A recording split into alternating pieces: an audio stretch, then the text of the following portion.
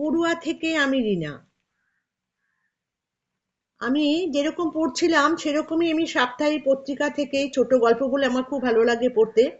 তো এরকমই একটি গল্প আমি পড়ে শোনাচ্ছি। আশা করি সবার ভালো লাগবে।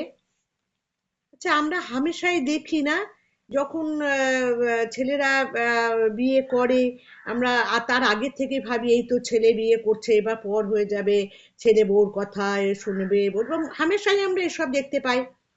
আসলে কিছুই না, ছেলেরা যদি একটু, অল্প একটু যদি বুদ্ধি করে, মা বউ দুজনেই তার একান্ত আপন, যদি একটুখানি ব্যালেন্স করে চলতে পারে, এর চাইতে সুখের মনে সংসার আর কিছুই হয় না। সামান্য একটু বুদ্ধি খরচ করলে মনে হতে হয়ে যায়, কিন্তু সেটা অনেক সময় হয়ে ওঠে না।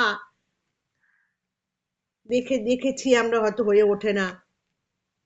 কিন্তু সেরকমই একটি সুন্দর গল্প খুব ভালো লাগবে। আমি তো নিজে একজন ভীষণ ইমোশনাল হয়ে যাই যে কোনো গল্প পড়তে গিয়ে। আশা করি সবার ভালো লাগবে। আর কথা না বাড়িয়ে আমি যাচ্ছি গল্পে। একটি ছোট গল্প।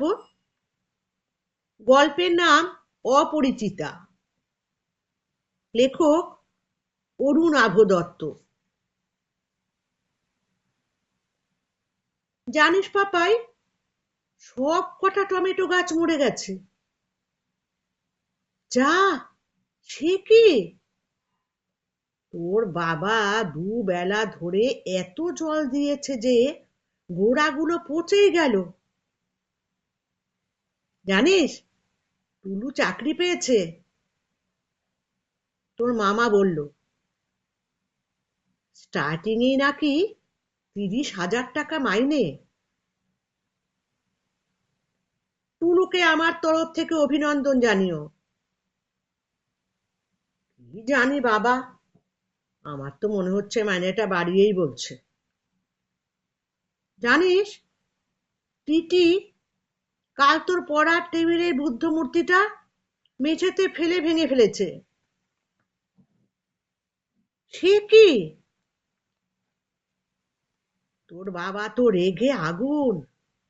খালি বলছে, বলেছিলাম কুকুর টুকুর পুষো না। আচ্ছা, ও তো অবুঝ বল। টিটিকে কিছু বলো না মা। আজ কি রান্না করলে মা? আজ তো শনিবার। আম দিয়ে টক ডাল করলাম, ঝিঙে পোস্ত, পাঁপড় ভাজা, আর বাটি চচ্চড়ি। আহা! তোদের হোস্টেলে কি হচ্ছে রে?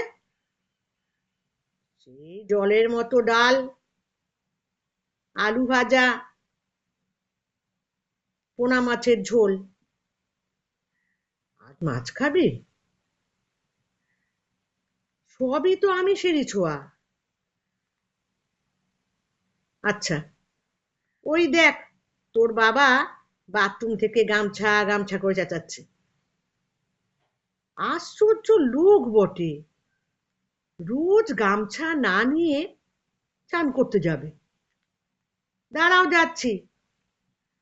আচ্ছা শোন, রোজ রোজ রাত জাগিস না বাবা। আর কেউ কিছু ছাই পাশ খাওয়াতে এলে খাবি না কিন্তু, আমার দিব্যি। আচ্ছা, রাখছি। অডিও ক্লিপটা শেষ হয়ে গেল। মাঝরাতে নিজের বিছানায় শুয়ে অর্ক শুনছিল মায়ের সঙ্গে তার 5 বছরের পুরনো একটা কথোপকথন। সেটা ফোনের রেকর্ড নামের একটা ফোল্ডারে সংরক্ষিত ছিল। যে সময়ে ওই কথা হচ্ছে তখন মা বাড়িতে, আর অর্ক সুদূর হস্টেলে। কথাগুলো শুনতে শুনতে অর্কর দু চোখ থেকে জল উপচে পড়ছে। খুব মনে পড়ছে সেই মায়ের কথা। অর্কর মা অর্থাৎ শাশ্বতী কিন্তু এখন পাশের ঘরেই ঘুমোচ্ছেন। কিন্তু অর্কর এখন, তিনি তার কাছে একজন অপরিচিতা নারী। আজকাল নিজের মাকে অর্ক আর চিনতেই পারে না। মনে হয় তার সেই চেনা মানুষটাকে হঠাৎ যেন হারিয়ে ফেলেছে। এই মাকে ছেলেবেলা থেকে সে কোনো দিনই দেখেনি। হঠাৎই যেন আদ্য পান্থ বদলে গিয়েছে মানুষটা। অর্কর পরিবারে সে, তার মা আর বাবা। বাবা তো সারা দিন অফিসে, তাই অর্কর ছেলেবেলা জুড়ে কেবল মা আর মা। মায়ের সঙ্গে তার যত আড্ডা, মায়ের সঙ্গে সিনেমা দেখা, মায়ের কাছে গান শেখা, ছুটির দুপুরে মায়ের কাছে শুয়ে শুয়ে গল্প শোনা, মায়ের সঙ্গে রান্নাঘরে নতুন রান্না নিয়ে গবেষণা। অর্কর ছেলেবেলা কেটেছে এভাবেই। তারপর ইঞ্জিনিয়ারিং পড়তে সে হস্টেলে চলে যায়। সেখানে প্রতিদিনই মায়ের সঙ্গে ফোনে কথা হতো। তখনকার কোনো একটা কল রেকর্ড অর্কর অজান্তে সংরক্ষিত থেকে গিয়েছিল তার মোবাইলে। সেই রেকর্ডটা শুনতে শুনতে অর্ক শুধুই ভাবছিল, কোথায় গেল আমার সেই মা।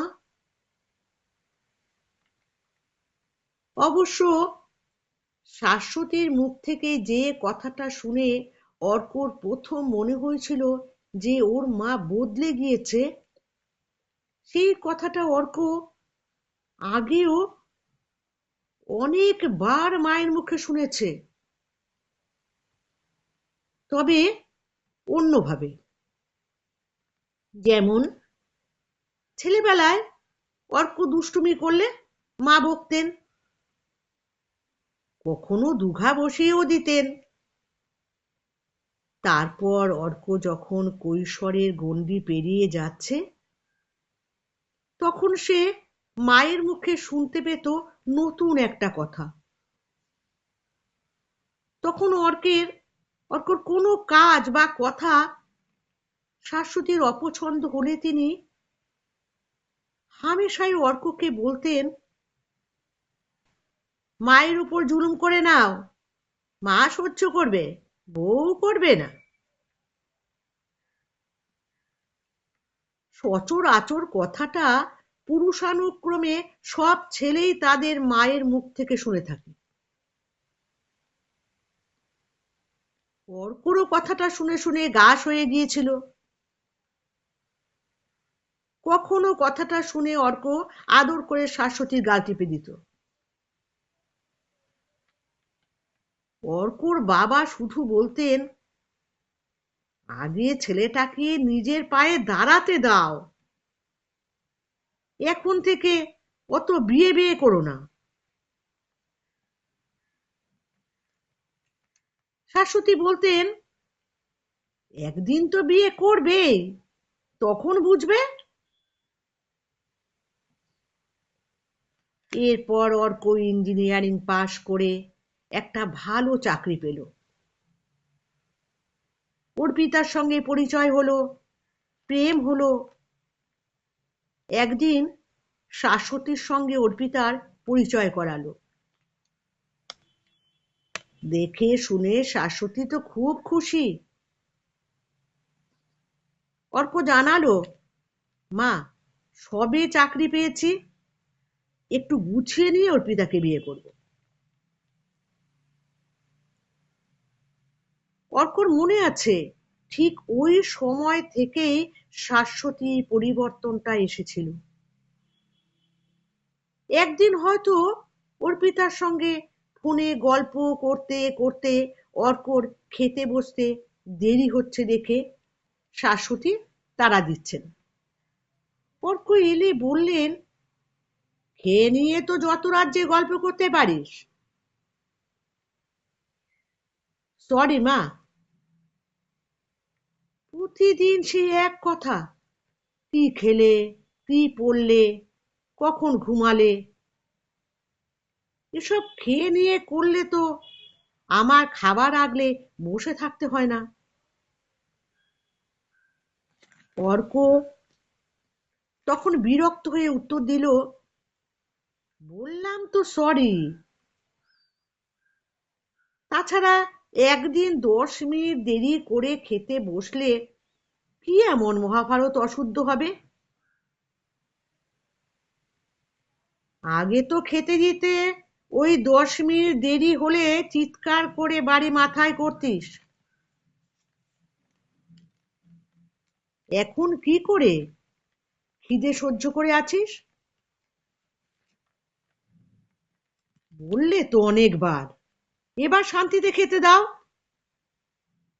গলা উঁচু করে বেশ রাগত স্বরে কথাগুলো বলে ফেলে অর্ক। তখনই শাশ্বতীর মুখ বেরিয়ে আসে সম্পূর্ণ নতুন কথা, নতুন সুরে। এখনই এত গায়ে লাগছে তোর? এরপর বউ এলে তো মা দু চোখের বিষ হয়ে যাবে রে। সেই ছিল সূত্রপাত। এরপর মায়ের মুখ থেকে এই জাতীয় অনেক কথা শুনেছে অর্ক। শুনেছে আর ভেবেছে যে মায়ের এই কথা আর কৈশোরের সেই কথার মধ্যে বিস্তর ফারাক। মা সহ্য করবে, বউ করবে না। এই কথাগুলোর মধ্যে রাগের সঙ্গে মিষ্টতাও ছিল। আর এখন শাশ্বতী যে কথাগুলো অর্ককে বলেন তার মধ্যে আছে বক্রোক্তি আর আশঙ্কা, যেগুলো অর্কর মোটেই ভালো লাগে না। এখন আমার কথা মনে আছে, বউ এলেই ভুলে যাবি। শুনে অবাক হয় অর্ক। মাকে কেন ভুলে যাবে সে? অর্ক কি এতটাই খারাপ? অর্ক এখনো মনে প্রাণে সেই ছেলেবেলাকার মায়ের ছবিটাই গেঁথে রেখে দিয়েছে মনে। তাই হয়তো হঠাৎ ভবিষ্যতের চিন্তায় বদলে যাওয়া মাকে মন থেকে মেনে নিতে পারে না। তার বাবা অবশ্য এসব বিষয়ে সম্পূর্ণ নিষ্পৃহ। পুজোর সময় বাবা মায়ের সঙ্গে নতুন জামা কিনতে যাওয়া অর্কর বরাবরের অভ্যেস। অর্পিতা অর্ককে বলেছিল, তোমাকে না শার্টের চেয়ে টি শার্ট পরলেই বেশি ভালো লাগে। দোকানে গিয়ে শাশ্বতী অর্কর জন্য একটা গোলাপি শার্ট পছন্দ করেছেন। দেখে অর্ক বলল, মা, অর্পিতা বলে শার্টের থেকে টি শার্ট পরলে আমায় মানায় ভালো। তুমি বরং এই রঙের একটা টি শার্ট দেখো। বলে অর্ক প্রশ্ন করল, শার্ট পরলে কি আমার খারাপ লাগে মা? শাশ্বতী গম্ভীর মুখে জবাব দিলেন, তোকে তো একজন মতামত দিয়েই দিয়েছে, আবার মা কেন?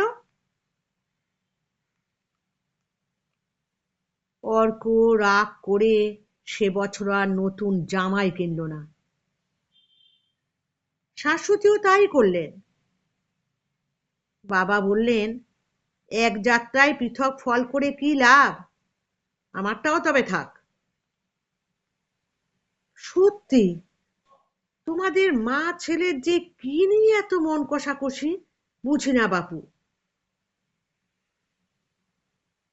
অর্ক জানে শাশ্বতী অর্পিতাকে যথেষ্ট ভালোবাসেন। অর্পিতাকে অনেকবার বাড়িতে এনে নিজের হাতে রেঁধে খাইয়েছেন। তাও যেন শাশ্বতীর মনে অর্ককে নিয়ে কি এক ভয় ঘুরে ফিরে আসে। অর্করা আগে থাকতো তাদের শরিকি বাড়িতে। সেখানে একটাই ছোট ঘর। অর্ক চাকরি পাওয়ার পরে তারা পুরনো বাড়ি ছেড়ে নতুন ফ্ল্যাটে চলে এসেছিল। ফ্ল্যাটে দুটো ঘর, একটা বড়, অন্যটা ছোট। অর্কই বাবা মাকে বড় ঘরে থাকতে বলেছিল। সেই ঘরে লাগোয়া একটা ব্যালকনি আছে, ওটা অর্পিতার খুব পছন্দ। একদিন কথায় কথায় অর্ক শাশ্বতীকে বলল সে কথা।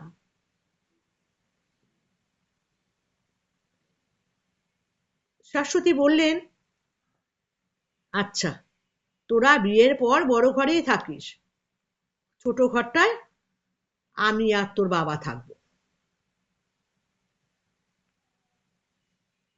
তারপরে অশ্বত্থামা হতইতি গজর মতো কথা শেষে স্তিমিত কণ্ঠে বললেন, এখানে থাকতে দিবি তো, নাকি আমাদের পুরনো বাড়িতেই চলে যেতে হবে?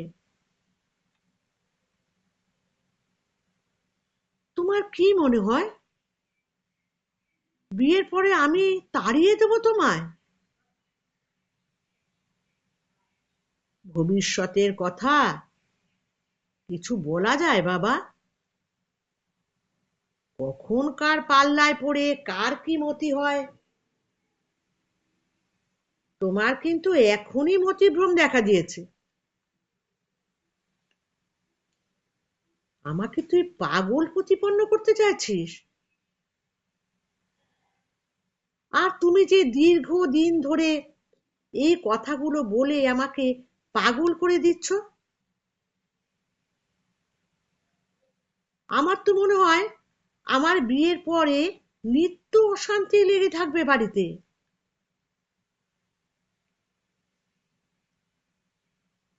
অর্কর দিকে স্থির দৃষ্টিতে তাকিয়ে শাশ্বতী বললেন, ভাবিস না, নিজেকে এবার শুধরে নেব রে। ভবিষ্যতেও যদি কোনো অন্যায় দেখি তখনও চুপ করেই থাকবো। ভগবান রক্ষা করেছেন, তোর বাবার পেনশনটা আছে, আমার জন্য কিছু টাকা কড়িও আলাদা করে রেখে দিয়েছে। এমন দিন এলে বৃদ্ধাশ্রমে গিয়ে। অর্ক দাঁতে দাঁত চেপে সব শুনতে লাগলো। সে ভাবল, শাশ্বতী ধরেই নিয়েছেন যে ভবিষ্যতে অর্ক তাদের দেখবে না। বউয়ের কথায় উঠবে বসবে। শাশ্বতীর এই পরিবর্তন অর্কর কাছে অসহ্য লাগে। এখন সে শাশ্বতীর সঙ্গে বিশেষ কোনো কথাই বলে না, মুখ বুজে খেয়ে অফিসে যায়, সন্ধে ফিরে নিজের ঘরে কাজ নিয়ে বসে থাকে। এইভাবে মা ভীষণ অপরিচিতা হয়ে ওঠে অর্কর কাছে। তবে সেই রাতে একটা ম্যাজিক ঘটে গেল। শাশ্বতীর সেই পুরনো গলা আর কথাগুলো শুনতে শুনতে ছোটবেলার ঘটনাগুলো অর্কর স্মৃতিতে ভাসতে লাগলো সুগন্ধের মতো। বহুকালের বন্ধ ঘরে এক ঝলক টাটকা বাতাসের মতো সুখদ স্মৃতিগুলো অর্কর মন ভালো করে দিল। ভাবলো, তার ধারণা হয়তো ভুল, মা কি কখনো বদলাতে পারে? পরদিন অর্ক অফিসে গেল না। ভাবলো, আজ সারা দিন সে মায়ের সঙ্গে আনন্দ করে সময় কাটাবে। একসঙ্গে বসে দেখবে বলে ল্যাপটপে শাশ্বতী প্রিয় একটা সিনেমাও জোগাড় করে রেখেছে, উত্তম কুমারের। কিন্তু ম্যাজিক বেশিক্ষণ স্থায়ী হলো না।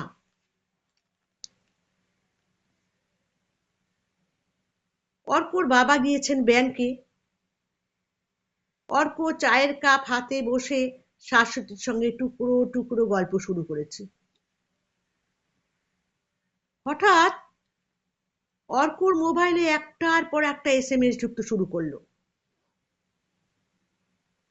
অর্ক ছুটি নিয়েছে শুনে অর্পিতা সিনেমা দেখতে যাওয়ার প্ল্যান করেছে, এমনকি দুটো টিকিটও বুক করে রেখেছে। অর্ক সরাসরি লিখে জানালো সে আর যেতে পারবে না। অর্পিতা মানতে নারাজ। শাশ্বতীর কথায় মনোযোগ দিতে পারছে না অর্ক। রিংটোনের শব্দ শুনে বারবার ফোন হাতে নিয়ে অর্পিতাকে রিপ্লাই দিতে হচ্ছে। শাশ্বতী উঠে দাঁড়ালেন। যা, ওকে সময় দে, নইলে আবার সকাল সকাল ঝগড়াঝাটি শুরু হবে। মাকে সময় না দিলেও চলবে। দোটানার মাঝে পড়ে মেজাজটা একেবারে বিগড়ে গেল অর্কর। তোমার কি প্রবলেম জানো? তুমি অর্পিতাকে সহ্যই করতে পারো না। সেই জন্যই তো ঠিক করেছি তোদের বিয়ের পরে আমি আর তোর বাবা আমাদের পুরনো বাড়িতে গিয়ে থাকবো। তোরা কি করলি না করলি দেখতেও আসবো না। মায়ের তরফ থেকে কোনো অশান্তি হবে বলে আশঙ্কা করিস না। দ্রুত পদক্ষেপে তিনি রান্নাঘরে চলে গেলেন। অর্ক মাথা গরম করে বেরিয়ে গেল কোথায়। কয়েক মাস আগে হেড অফিস থেকে অর্কর জন্য একটা খুব ভালো অফার এসেছিল। কোম্পানি ওকে 5 বছরের জন্য জার্মানিতে ট্রান্সফার করতে চায়। অর্ক সময় চেয়েছিল, কিন্তু এখন সে অফারটা লুফে নিল। ঠিক করলো অর্পিতাকেও জার্মানিতে নিয়ে যাবে। শাশ্বতীকে এই ব্যাপারে বিন্দু বিসর্গ জানালো না। মায়ের জন্য বিন্দু মাত্র কষ্ট হলো না। খারাপ লাগলো শুধু বাবার কথা ভেবে। একদিন রাতে অফিস থেকে ফিরে অর্ক জানালো যে পরদিন সে অফিসের কাজে কয়েক মাসের জন্য বেঙ্গালুরু চলে যাচ্ছে। শাশ্বতী শুধু বললেন, কাল চলে যাবি আর আজ জানাচ্ছিস? অর্ক সে কথার কোনো উত্তর দেয় না, চুপ করে থাকে। পরের দিন রাতের দিকে ফ্লাইট। এদিকে সকাল থেকে শুরু হয়েছে তুমুল ঝড় বৃষ্টি। বেলা গড়ানোর সঙ্গে সঙ্গে পাল্লা দিয়ে বাড়ছে ঝোড়ো হাওয়ার দাপট। অর্পিতা অর্ককে বারবার বলেছিল তাড়াতাড়ি এয়ারপোর্টে পৌঁছতে। তাই সন্ধে হওয়ার আগেই বেরিয়েছে অর্ক। প্রচন্ড দুর্যোগ মাথায় নিয়ে ট্যাক্সি ছুটছে। বেরোনোর আগেই সে সংক্ষেপে একটা চিঠি লিখে এসেছে। অর্কর মনে পড়ছে সেই চিঠির শেষাংশের কথাগুলো।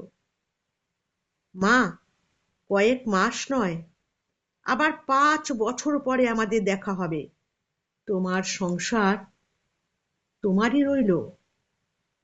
আমি কিছুই নিয়ে যাইনি, শুধু একটাই আফসোস রয়ে গেল, যাওয়ার আগে তোমাকে আর খুঁজে পেলাম না। মায়ের থেকে আরো দূরে চলে যাচ্ছে অর্ক। কিছুক্ষণ বাদে তার কাজ এই দেশ বিদেশ হয়ে যাবে। মাথাটা প্রচন্ড ধপ ধপ করছে। গাড়ির সিটে হেলান দিয়ে চোখ বুঝতেই অর্কর হঠাৎ মনে পড়ে গেল এমনই এক দুর্যোগের কথা। তখন অর্কর বয়স 10। এক মধ্যরাতে চারদিক ঝড় বৃষ্টিতে লণ্ডভণ্ড হয়ে যাচ্ছে। ঘরে বিছানায় অর্ক পড়ে আছে জ্বর নিয়ে। থার্মোমিটারের পারদ 103 ডিগ্রি ছুঁই ছুঁই। জ্বরের ঘোরে অর্ক প্রায় অচেতন। বাবা তখন অফিসের কাজে বাইরে। দুর্যোগের জন্য বাইরে বেরোনোর উপায়ও নেই। শাশ্বতী একলাটি হতবুদ্ধি হয়ে অর্কর শিয়রের কাছে বসে। রুমাল ভিজিয়ে অর্কর কপালে দিচ্ছেন বারবার, হাওয়া করছেন হাত পাখা নেড়ে। ভয়ে ভাবনায় মুখ বিবর্ণ, কেঁদে কেঁদে দু চোখ লাল। মায়ের সেই বিবর্ণ মুখ আজও ভুলেনি অর্ক। অর্ক সোজা হয়ে বসল। এতক্ষণে বোধহয় শাশ্বতী চিঠিখানা পড়েই ফেলেছেন। অর্কর চোখের সামনে ভাসছে আর শাশ্বতীর সেই ভয়ার্ত মুখখানা। মনে পড়ে যাচ্ছে জ্বরের ঘোরে তার সে আকুল আহ্বান, মা তুমি কোথায়? এই তো বাবা, তোর কাছেই আছি। শাশ্বতী বুকে আগলে ধরেছেন অর্ককে। ট্যাক্সিতে বসে অর্কর মনে হয় যেন নদীর একটা কূল হঠাৎ ধসে পড়ছে। অর্কর ভেতরটা খা খা করে ওঠে। সেই সময়ে অর্পিতার ফোন। নিশ্চয়ই সে এয়ারপোর্টে। হয়তো অর্কর দেরি হচ্ছে দেখে ফোন করেছে। কলটা রিসিভ করতেই অর্ক শুনতে পায় অর্পিতার হতাশ কণ্ঠ। ব্যাড লাক অর্ক, খারাপ ওয়েদারের জন্য ফ্লাইট ক্যান্সেলড। বাইরে তখনও জল ভরা মেঘ কামান দাগছে, কিন্তু ট্যাক্সির ভেতরে যেন কেটে যাচ্ছে মেঘ। অর্কর চোখে মুখে প্রশান্তির ছাপ। তার মনে হচ্ছে বাইরের জগৎ তোলপাড় হয়ে গেলেও তার দুকুলে সুরক্ষিত রাখার জন্য ফের চেষ্টা করতে হবে তাকে। সে প্রাণপণে বোঝাবে শাশ্বতীকে যে অর্ককে তো দুই কুল নিয়েই ঘর বাঁধতে হবে। অর্কর কাছ থেকে আর একটু সান্ত্বনা, আর একটু আশ্বাস, আর একবার সন্তানের পাশে বসে তার কথাটুকু শোনার সুযোগ কি মায়ের প্রাপ্য নয়? অর্পিতার ফোনে রেখে অর্ক ড্রাইভারকে নির্দেশ দেয়, গাড়ি ঘোরাও, বাড়ি ফিরব। কেমন লাগলো গল্পটি? খুব সাধারণ একটি গল্প, কিন্তু প্রায় প্রতি ঘরে আমরা মোটামুটি এরকম একটা ব্যাপারে আভাস অনেক বাড়ি, বিভিন্ন জায়গায়, নিজের ঘরে না হলেও আত্মীয় স্বজনে অনেকের বাড়িতেই কিন্তু আমরা এটা শুনেছি, পেয়ে থাকি। কিছুই না, ছোটই একটা ব্যাপার, কিন্তু একটু নিজের আর প্রত্যেকে মা ছেলে মনে মনে ভাবি, কিন্তু সময়ের মতন কিন্তু করা প্রত্যেকেরই হয়ে ওঠে না। আমাদের প্রত্যেকেরই ভুল বোঝাবুঝিতে কত সময় কত বড় ঘটনা ঘটতে থাকে। আজকের মতো নমস্কার, বিদায়। আশা করি সবার ভালো লাগবে গল্পটি।